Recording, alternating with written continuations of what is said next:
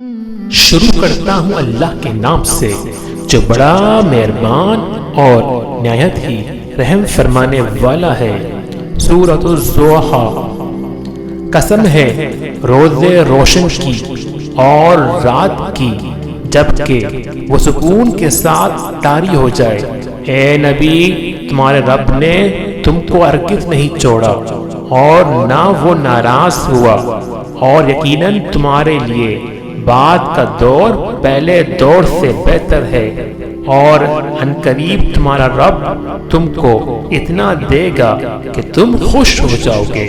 کیا اس نے تم کو یتیم نہیں پایا اور پھر ٹھکانہ فراہم کیا، اور تمہیں ناواقف راہ پایا، پھر ہدایت بخشی، اور تمہیں نادار پایا اور پھر مالدار کر دیا۔